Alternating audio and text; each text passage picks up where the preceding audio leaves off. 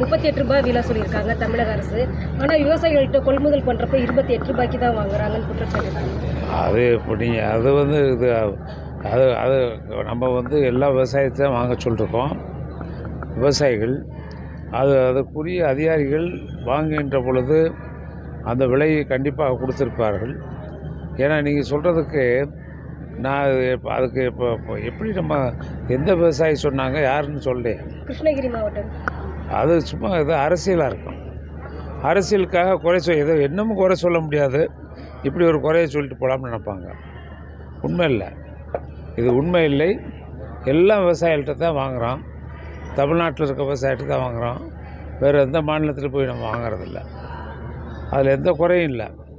பொங்கல் தொகுப்பில் நம்ம கொடுப்பதில் எந்த குறையும் இல்லை. ஏன்னா ஒரு நல்ல திட்டம். அதில் ஏதாவது குறை சொல்ல வேண்டும். ஏதோ ஒருத்தர் யாராவது வியாபாரிகள் கரும்பை விற்கணும்னு நினைப்பாங்க. அவங்களுக்கு அதிகாரி ஒத்து போக மாட்டாங்க. அதனால் அவங்க குறை சொல்கிறது வேறு ஒன்றும் இல்லை. விவசாயி சொல்ல வியாபாரி சொல்லியிருப்பாங்க. அப்படி வச்சுக்கோங்க. வியாபாரி இங்கே யாரும் வியாபாரம் பண்ண முடியாது இந்த அரசில். உண்மையான விவசாயி வந்தால் நிச்சயம் வாங்கிக்கிடுவான்.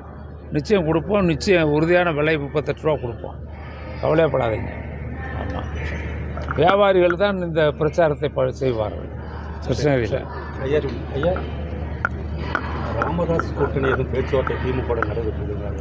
அன்புமணி ராமதாஸ் அதிமுகவோட இணைஞ்சிருக்காரு கூட்டணி. ஆமாம், திமுகவோட ராமதாஸ் இணையக்கூடிய வாய்ப்புகள் அல்லது பேச்சுவார்த்தைகள் அது அவர் என்ன நினைக்கிறாரு என்பது எனக்கு தெரியாது. எங்கள் தலைமையோடு பேசி என்ன செய்ய போகிறார்கள் என்பது எனக்கு தெரியாது.